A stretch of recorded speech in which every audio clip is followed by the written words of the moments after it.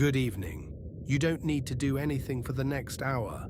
You don't even need to listen closely. My voice is only here to give your mind something soft to rest on, the way a hand rests on a railing. Tonight we're going to take a slow walk through the Roman city of Pompeii on a warm summer night, almost 2,000 years ago. Nothing will happen on this walk. No one will need anything from you. There is nowhere to be. If you'd like, let your breathing slow down a little. In and out. There's no rhythm to keep. Your body already knows how to do this. And if you fall asleep somewhere between the city gate and the harbor wall, that's not an interruption. That's the whole idea. The city will still be there. Let's begin by the sea.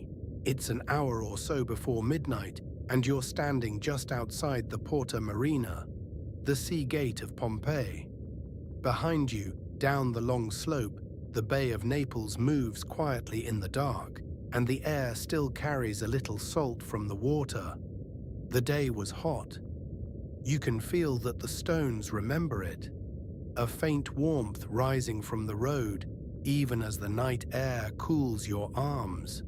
Romans built this road from great slabs of grey volcanic stone, fitted together like puzzle pieces, and centuries of cartwheels have worn 2 smooth grooves into them. You let your feet find the smooth places. It's easy walking. The gate itself is a tall archway, wide enough for wagons, with a smaller arch beside it for people on foot. You take the smaller one. Inside the passage, the air is cooler, and your footsteps sound rounder, closer. A torch bracket on the wall holds no torch tonight, just the soft smell of old smoke in the stone. And then you're through, and the city opens ahead of you. Pompeii at night is mostly asleep. 20,000 people live inside these walls.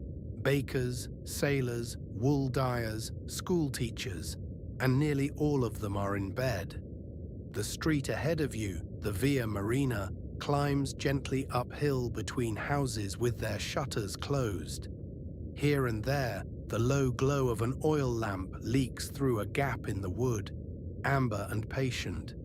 Somewhere a dog gives a single unhurried bark, decides it isn't worth the effort, and settles back down.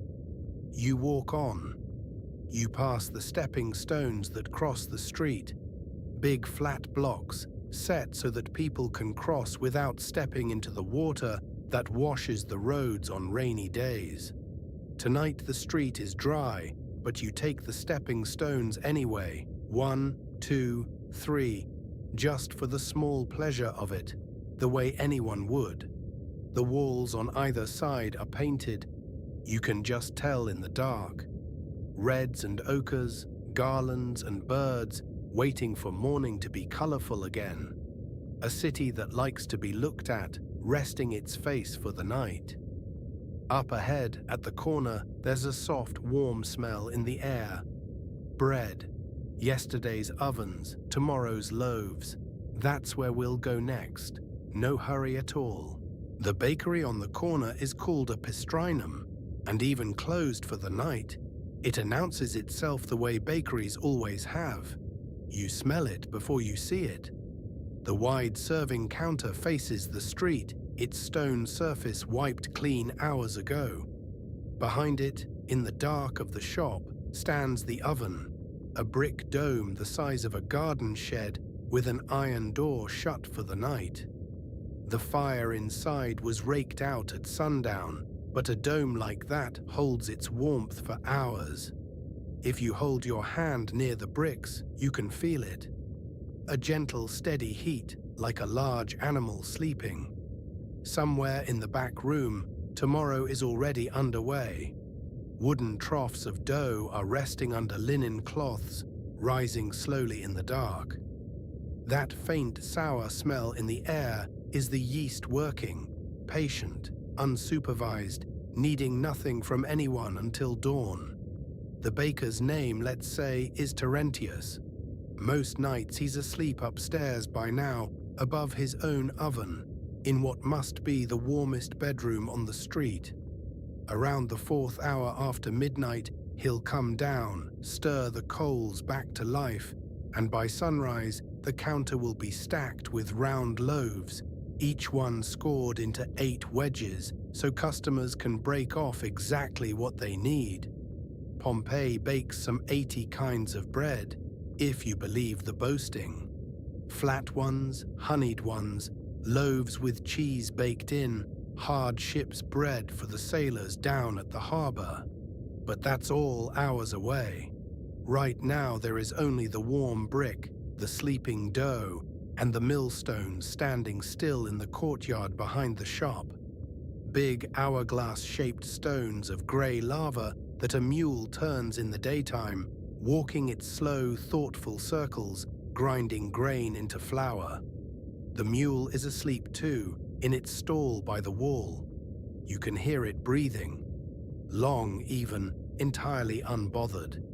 You stay a moment longer, just for the warmth. There's something about a banked oven at night. The sense of a fire that isn't gone, only resting, keeping tomorrow ready.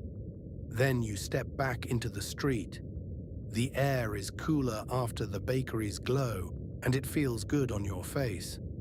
Uphill and to the left, behind a tall wooden door standing just ajar, there's a private courtyard where you can hear, very faintly, the sound of water. A house is letting its garden drink. We'll go and see. The wooden door stands just ajar, the way doors do in a town where everyone knows everyone.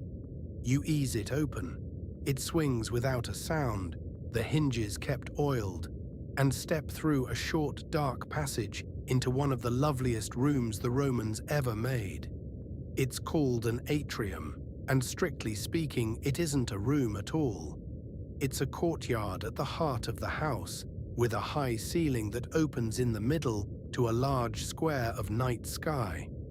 Right now, that square holds 7 or 8 stars and one thin edge of a cloud, moving so slowly you can't quite prove it's moving at all. Directly below the opening, set into the floor, is a shallow pool. The Romans call it an impluvium, and its whole job is to catch the rain. It rained 2 days ago, a short summer shower, and the pool is still holding some of it, a hand's depth of clear water over pale marble. The stars from the ceiling opening are floating in it, upside down and patient. Somewhere at the edge of the pool, water is dripping, not from the sky, from a shaded corner of the roof where the last of the rain is still working its way down, one drop at a time. Drip, a long pause. Drip. It's the kind of sound a house makes when it's completely at rest, the way a sleeping person breathes. The family who lives here is asleep in the small rooms that open off the courtyard. You can see their doors, each one closed, each one dark. Against the far wall stands the household shrine, a little painted alcove, like a miniature temple, where a tiny oil lamp has been left burning for the household gods. It's the only light in the room, no bigger than a thumbnail of flame, and the whole atrium arranges itself gently around it. The columns, the pool, the dark doorways, all leaning toward that one warm point. The walls, if you could see them by daylight, are painted deep red and gold, with garlands and small dancing figures. At night, they've gone quiet, just fields of soft darkness with a faint warmth in them, like embers under ash. You stand at the edge of the pool for a while. There's no reason to hurry. The water is so still that when the cloud finally crosses the ceiling opening, you watch it happen twice. Once above you, once at your feet. Romans believed a house had a spirit of its own, a genius they called it. Something that watched over the family and the walls and the stores and the pantry. Standing here, in the middle of the night, it's an easy thing to believe. The house feels inhabited in more ways than one, and all of them are friendly, and all of them are asleep. At the back of the atrium, past 2 columns, you can make out the darker green darkness of a garden.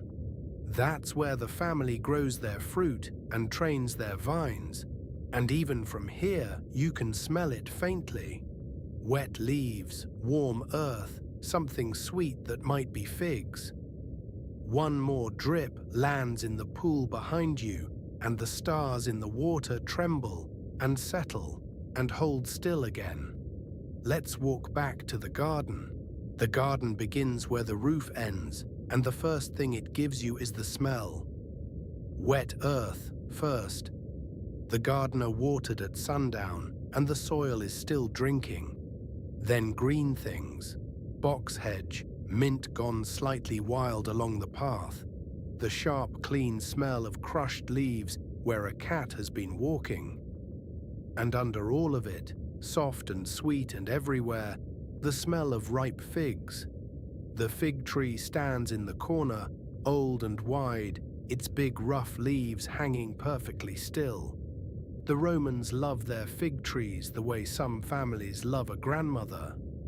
Every house that can fit one has one. This one is heavy with fruit, and 2 or 3 of the figs have reached that point of ripeness where they've split their skins a little just from sweetness, and that's what you're smelling. Honey and sunlight, saved up all day and let out slowly into the dark. Down the middle of the garden runs a pergola, 4 wooden posts and a lattice of beams overhead, and a grapevine that has been trained across it for longer than anyone in the house has been alive. The vine's trunk is as thick as your arm, grey and twisted like rope. Overhead, the leaves make a loose roof, and hanging down through it, just visible, are the clusters of grapes. Still small, still green, a month or more from harvest. They're in no hurry. Nothing in this garden is. You walk under the pergola slowly. The path is made of crushed shell and pale gravel that catches what little light there is, so it seems to glow faintly, a soft ribbon leading you along. On either side, the beds are planted the way Romans plant them. Everything useful, everything loved, onions and lettuces in rows, rosemary against the wall, a patch of violets the lady of the house keeps for perfume.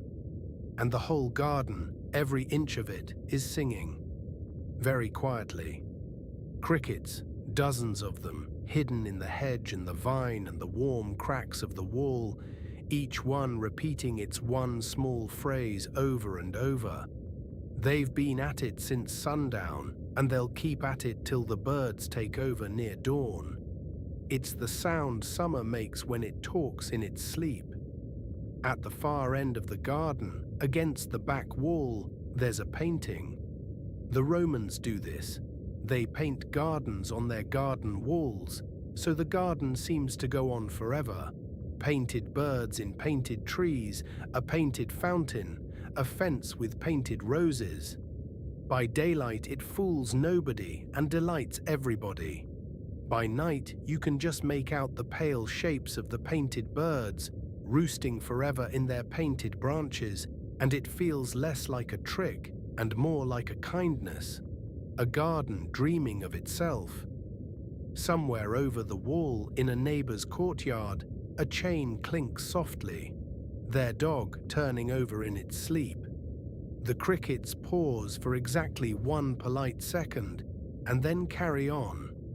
There's a stone bench under the fig tree, and you could sit here all night and no one would mind. But listen, under the cricket song, from somewhere out in the street beyond the garden gate, there's another sound.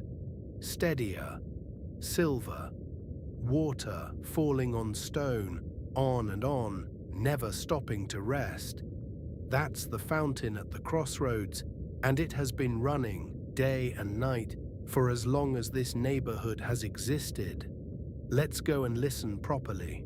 The fountain stands at the meeting of 2 streets, and it has been talking to itself all night. It's a simple thing. A rectangular basin of grey volcanic stone, about waist high, worn smooth and pale along the rim where thousands of hands have rested. Thousands of jugs have been set down. At one end rises a squat stone pillar with a carved face. This one is a bull's head, its features softened by years of running water. And from the bull's mouth the water comes, a finger-thick stream falling into the basin with that steady, silver, endless sound you heard from the garden. It never stops. That's the thing to understand about this fountain and about this city. The water comes down from springs in the hills, far away, carried on the shoulders of an aqueduct for mile after mile, and when it reaches Pompeii, it is divided and divided again, to the baths, to the grand houses, and to these street fountains, one at nearly every crossroads, so that no one in the city lives more than a short walk from running water. There is no tap to close. Day and night, feast and workday, the bull keeps pouring, and the overflow slips over the basin's edge and runs off down the stones, washing the street as it goes. By day, this corner is one of the busiest places in the neighborhood. The fountain is where everyone comes. Kitchen slaves with tall jugs, children sent by their mothers, old men who arrive for water and stay for conversation. If you want to know anything that has happened within 3 streets of here, you ask at the fountain. But now it's the middle of the night, and the fountain has the corner to itself. Someone has left a clay jug sitting on the rim, forgotten or saved for the morning. And the moon has found it, and the two of them are keeping company. You cup your hands under the stream. The water is cold, genuinely cold, hill country cold, a small shock of freshness in the warm night. You drink. It tastes of stone and distance, the way spring water does. Then you rest your hands on the worn rim, the way everyone rests their hands on it. And you just listen for a while. There's a trick to listening to a fountain. At first you hear one sound, a single steady pouring. But stay a little longer and it opens up. The deep note where the stream strikes the surface, the lighter chatter where the ripples reach the stone, the occasional bright drop that leaps clear and lands alone. It's endless, and it's never quite the same twice, and this exactly, is why human beings have always fallen asleep so easily near running water. It gives the listening part of your mind something to hold, and asks nothing back. Every fountain in Pompeii has its own carved face, and the people who live nearby are quietly loyal to theirs. There's a fountain with Mercury a few streets over, one with a rooster near the amphitheater, an eagle by the baths. Children learn their way around the city by them. Meet me at the Bull, someone says, and everyone knows the corner they mean. The overflow runs past your feet, thin as a ribbon, finding its old familiar path between the paving stones, heading downhill toward the sea, the way water always knows to do. You could follow it.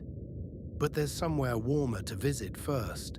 A block uphill from here stands the biggest building in the neighborhood, the public baths, closed and dark for hours now. And yet, if you know baths, you know a secret about them. The fires may be banked, but the walls don't cool for a long, long time. Let's go and feel it. The baths closed at sundown, but the building hasn't noticed yet. You feel it the moment you step through the entrance passage. The air changes. Outside, the night has gone pleasantly cool. In here, it's like walking into the memory of an afternoon. Warm, soft, faintly humid, with a mineral smell of wet stone, and underneath it, the green scent of olive oil. which is what Romans use instead of soap. These are the neighborhood baths, and nearly everyone in this part of the city passed through them today. Bathing here isn't a luxury, it's simply what one does most days, the way you might stop by the fountain. An hour or two in the warmth, a scrape down with oil, the day's dust and gossip both dealt with in one visit. The changing room is first, a long vaulted chamber with rows of niches in the walls where people leave their clothes. The niches are empty now, dark little arches in rows, and the marble bench below them still carries a trace of the day's warmth. The ceiling is worked in patterned plaster, sea creatures, tridents, curling waves, and by the small light coming through the round window high in the vault, you can just make out a dolphin overhead, swimming in place as it has been for 80 years. Then the warm room, and here is the secret of Roman baths, the one that makes this midnight visit worthwhile. The heat doesn't come from anything in the room, it comes from under the floor.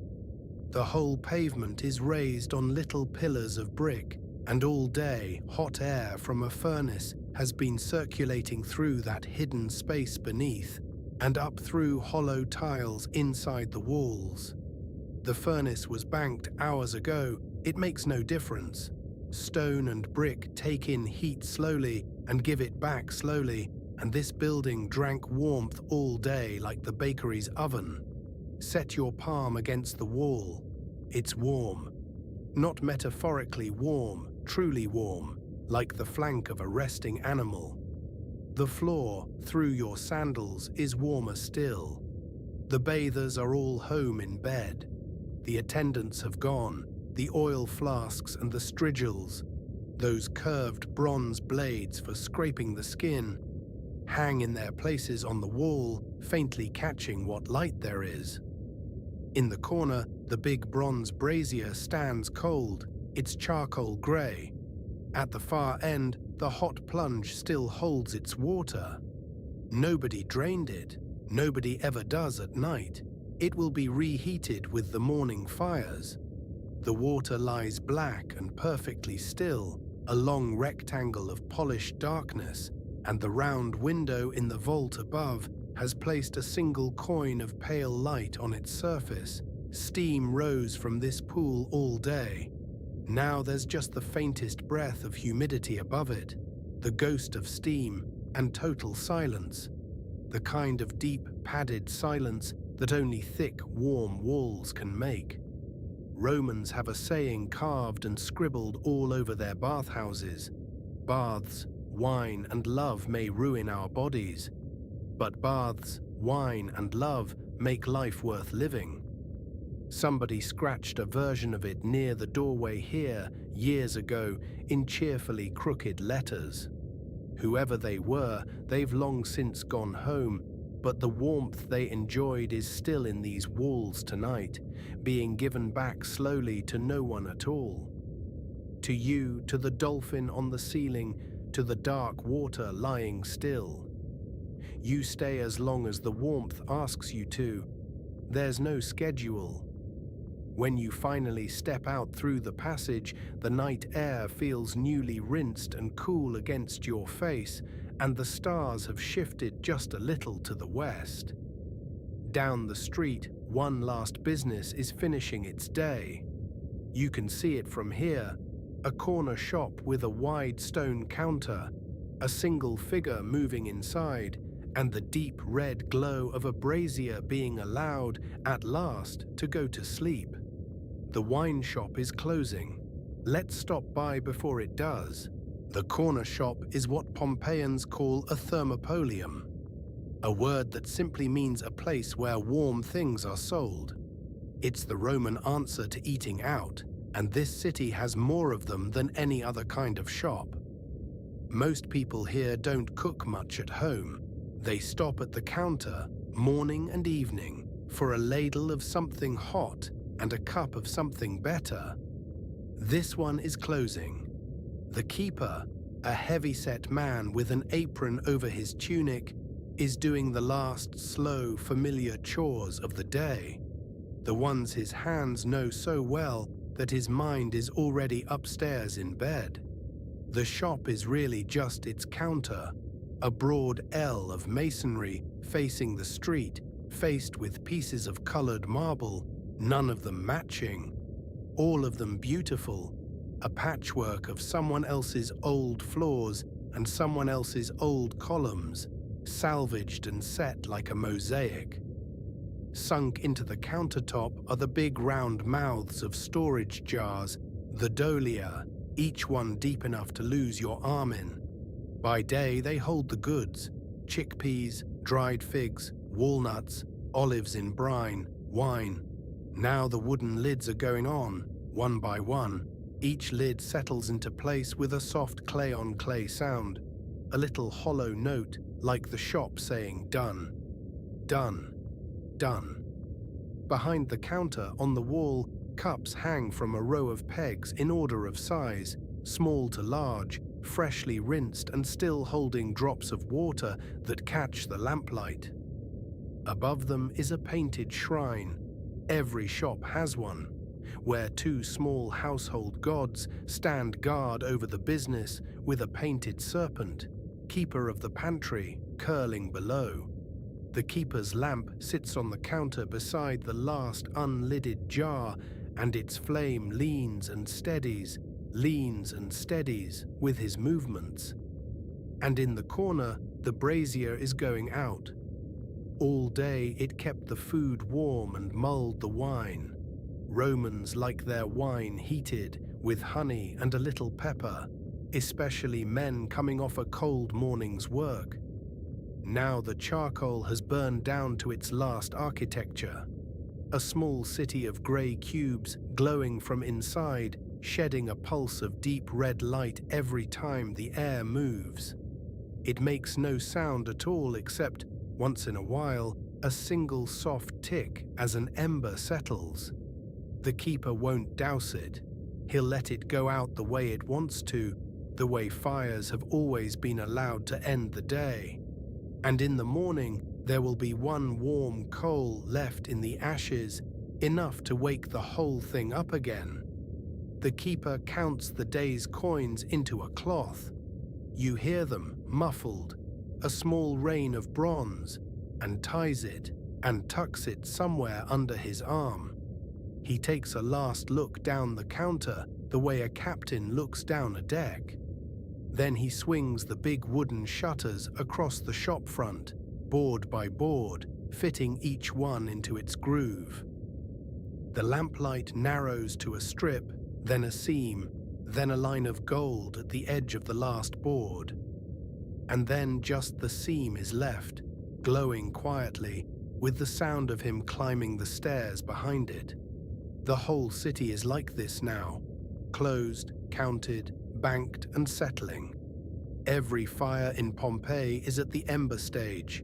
The bakery's oven, the bath furnace, 1,000 kitchen hearths, all holding their one warm coal for the morning. You walk on, uphill, past the last of the shops. The street opens out ahead, and something large and curved rises against the stars. High tiers of stone, silent and empty, like a wave that turned to rock mid-motion.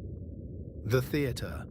5,000 people laughed here this afternoon.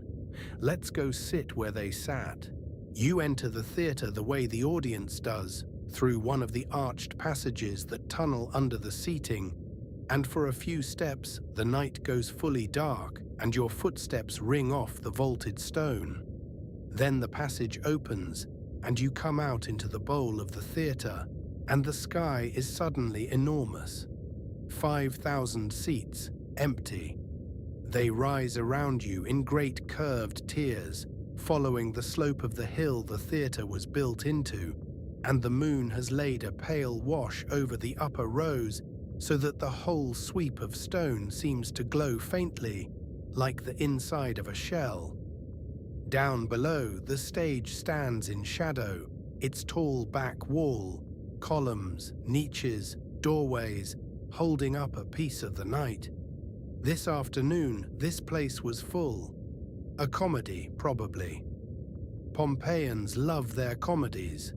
The older and more familiar the better, the same plots their grandparents laughed at.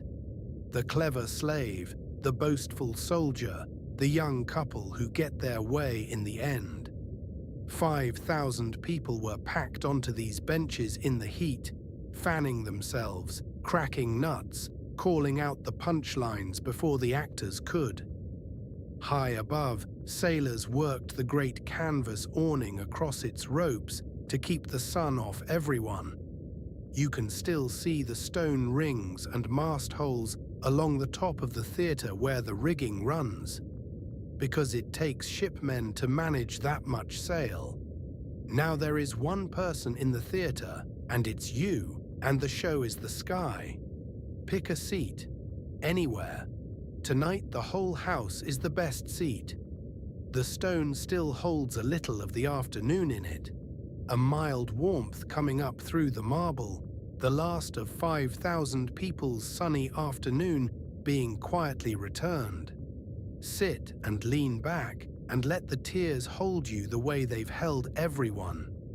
Here is something worth doing in an empty Roman theatre at night. Listen to how it gathers sound. These buildings are shaped like an ear. The architects understood the curve so well that a voice from the stage, barely raised, reaches the top row, and it works in reverse. Sitting here, the theatre collects the night for you and hands it over gently. The sea, first of all, a soft and steady breathing from beyond the walls, closer sounding than it really is. A dog streets away. The tiny dry song of crickets in the grass that grows at the edges of the stage. Somewhere behind the stage wall, a rope tapping slowly against a mast in the night breeze, keeping no particular time.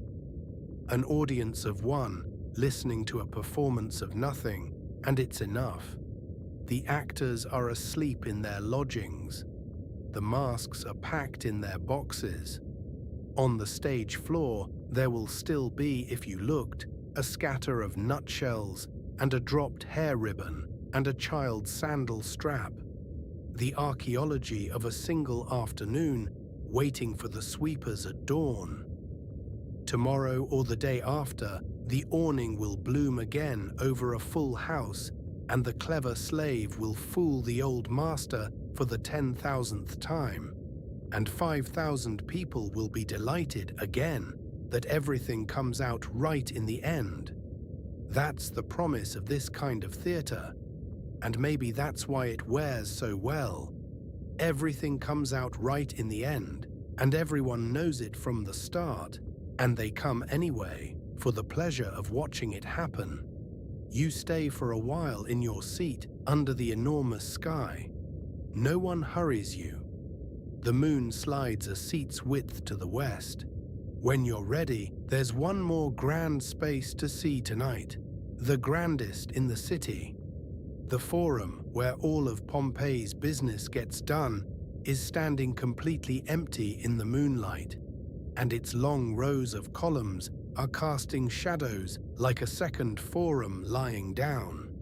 Let's take the long, quiet walk over. The Forum announces itself with space. You've been walking narrow streets all night. Comfortable, shoulder-close streets where the houses lean toward each other and the sky is a ribbon overhead. Then you pass between two columns and the city simply opens. A great paved rectangle, long as several ship lengths, wide enough to lose a shout in, floored with pale stone that has gone silver in the moonlight. After hours of lamplit closeness, all this open moonlight feels like a held breath. This is the heart of Pompeii, the Forum, and by day it holds everything the city is. Law courts at one end, temples at the other, the wool merchants' hall, the market building with its fish smells and its arguing, the banker's table, the schoolmaster who teaches under the colonnade because the rent is free. Elections are won and lost here. You can see the painted slogans on the walls even now, pale rectangles of lettering. Vote for Helvius, he is worthy. Layered over older slogans for older elections, a wall of civic enthusiasm going back generations. Tonight it holds moonlight, columns, and you. The colonnade runs down both long sides, a covered walkway behind rows of columns, 2 stories of them, so that citizens can do their business out of the sun and the rain. At this hour, the columns are doing the only work left to them, which is casting shadows, long, straight, patient bars of darkness laid across the silver paving, the whole row of them together like the strings of some enormous instrument. As the moon moves, the shadows move, at a pace no one has ever been patient enough to watch. You walk out into the middle of the square, where nobody stands by day. The middle is for crossing, not for standing. And you stand there because tonight all the rules are asleep. From the center, turn slowly. At the north end, the great temple lifts its columns on a high podium, the tallest thing in the city, moon-white and severe. Statues of important men, emperors, magistrates, generous citizens, stand on their pedestals around the square's edge, keeping their poses in the dark. By day, they're landmarks and pigeon perches. By night, there's something touching about them, all these dignified bronze and marble gentlemen gesturing eloquently to an empty square, making their eternal points to no one. Near the market end stands a long stone table with round hollows cut into its top. The official measuring table where a customer who doubts a merchant's honesty can bring the grain and have it measured against the city's own standard. Every hollow is a promise. This city has agreed with itself about what a fair measure is. The table is worn smooth around every hollow. It has settled 100 years of small arguments, and it is ready to settle tomorrow's. That's what a forum is, really. A place where a city agrees with itself over and over every day, on prices and verdicts and measures, on who's elected and what's owed and what things are called.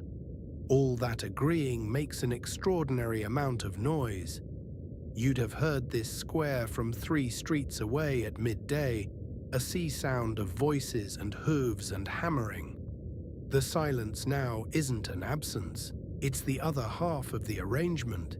Cities agree all day and rest all night, and the resting is part of what makes the agreeing possible.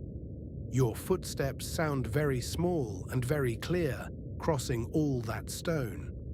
At the far corner of the forum, a lane leads away uphill, toward the city's edge, toward the walls. And the walls are where we're going, because there's one more view this night owes you, the whole sleeping city at once, and beyond it, the bay, where the fishermen are out with their little lights. It's a short climb. Take it slowly. The stair up to the wall walk is old, older than almost anything else you've touched tonight. These walls were guarding Pompeii before Rome ever arrived, built and rebuilt by every people who loved this city in turn, and the steps are hollowed in the middle by centuries of centuries' feet. You climb slowly, one hand on the cool stone, and come out on top, into the open night wind. And there it all is. Below you, on one side, the city, asleep.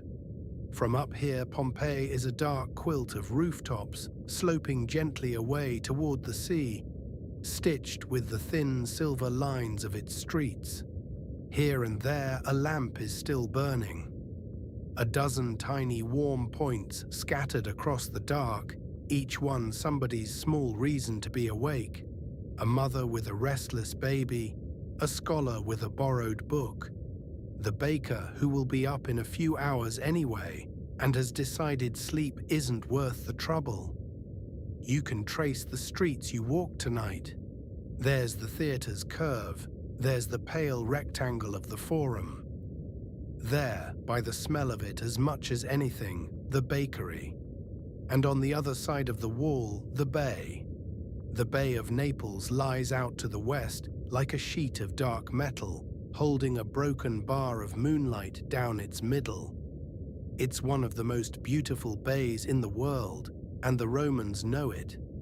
The whole shoreline, if you could see it by day, is a necklace of towns and villas, the summer homes of senators, the fleet at anchor across the water. Tonight the shoreline is just a scatter of far-off lamps tracing the curve of the coast, towns you'll never visit, signaling gently that they exist.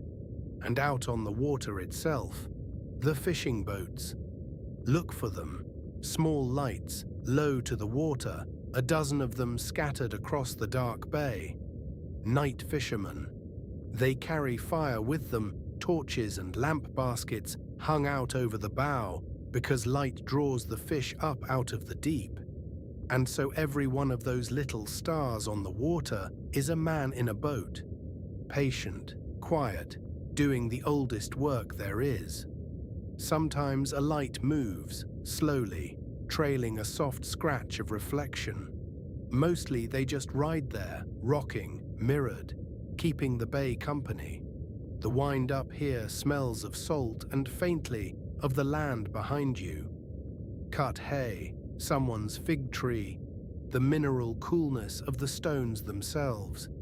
Away to the north, a broad dark shape shoulders up against the stars, the big quiet mountain that watches over the bay, its slopes striped with the vineyards that make this region's wine. It sleeps the way everything here sleeps tonight, deeply and without any intention of doing otherwise. Stand a while, walls are for standing on. Some sentry stood exactly here 300 years ago, leaning on this same parapet, looking at this same bay with different boats on it. He got cold and thought about his supper, and counted the fishermen's lights to pass the watch. The lights are still worth counting. 11, 12, 13. One of them winks out, a lamp being trimmed, and comes back. The city behind you, the sea before you, and everything, absolutely everything, at rest. You could stay up here until dawn. But you've walked a long way tonight, from the sea gate to the wall, and the night has one more room for you, the best one. Down there near the gate where you first came in, an inn keeps a lamp burning in an upstairs window. And in that room there's a bed made up with clean linen, and it has been waiting for you all night. Let's go down. The inn stands a few doors up from the sea gate, close enough that travelers arriving late off the boats can find it without asking. There's a lantern over the door, the innkeeper's promise to the road, and inside a narrow stair that smells of lamp oil and clean straw, and at the top of the stair, your room. It's a small room, and it is perfect. A bed along one wall, a wooden frame strung with rope, a wool mattress over the ropes, and over that, linen. Plain, clean, line-dried linen. A little stiff, smelling faintly of the sun it dried in, and the rosemary sprig the innkeeper's wife lays in the linen chest. A stool, a peg for your cloak, a small table under the window, and on the table, a terracotta oil lamp, burning. The lamp is the size of your palm, a little covered dish of olive oil with a wick at its spout, and its flame is the steadiest thing you have seen all night. No taller than a thumbnail, warm gold at the heart, and it stands almost perfectly still, leaning only when the window breathes. This one small flame is enough to make the whole room. It finds the grain of the tabletop, the weave of the linen, the gentle bow of the ceiling beam, and gives each of them one warm edge against the dark. The window's wooden shutters are folded halfway. Outside and below, the street you first walked at the start of the night runs quiet down to the gate. The city is doing its last, smallest sounds, the ones you only hear at the very bottom of the night. A mule shifting its weight in a stable, the creak of a rope somewhere as somebody's lantern swings. Down at the corner, the fountain, of course, still pouring, its silver going on and on like a sentence that never needs to end. And beneath everything, so soft you feel it as much as hear it, the sea. Sit on the bed. The ropes give a low creak, the wool settles, and the day, even this gentlest of days, comes off your shoulders all at once, the way it only does when a bed finally has you. Somewhere below, the innkeeper crosses his floor, and his footsteps are the good kind. The sound of someone else being in charge of everything. He'll bar the big door soon. The lantern outside will burn to its own end. Travelers' inns have their own deep peace, made of everyone in them being tired in the same honest way. Lie back. The linen is cool for one moment, then warm. The beam above you crosses the ceiling like a steady dark horizon, and the lamplight breathes on it, very slightly, in and out. Tomorrow, this city will happen all over again. The baker will come down his stairs in the dark and wake the one warm coal. The fountain will already be talking when the first jug arrives. The shutters will come off the wine shop, board by board, and the cups will come down off their pegs in order of size. 5,000 people will laugh at the clever slave. The measuring table will settle its small arguments. Every lamp you saw burning tonight will be put out in the morning light, gratefully, until evening asks for them again. None of it needs you. That's the gift of this room, and this bed, and this hour. The whole world is handled. Everything that must be tended is tended. Everything that must be watched is watched, and the only task left in all of Pompeii tonight is yours. And your task is to sleep. The lamp will see to itself. Let your eyes rest on its little flame as long as you like, and then let them close. We're nearly at the end of our walk. Just a few more words and I'll say goodnight.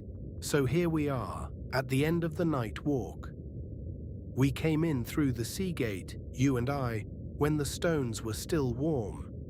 We stood in the bakery's glow. We watched the stars float in the rainwater pool and smelled the figs in the garden and drank from the bull's mouth at the fountain.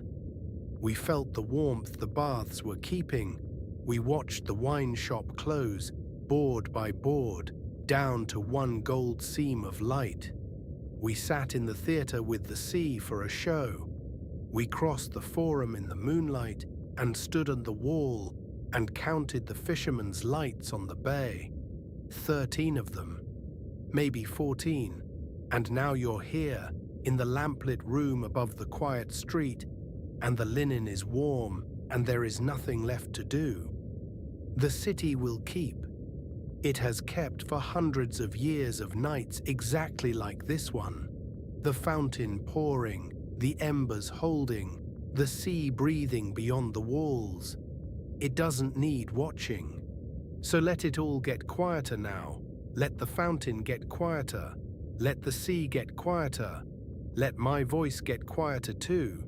If you're still awake, that's fine. There's no hurry and nothing to get right. Rest is already doing its work, even now, and if you drift, if you've been drifting for a while, somewhere between the bakery and the wall, then you did the walk exactly right. Sleep well. Somewhere ancient, the lamps are burning low. Good night.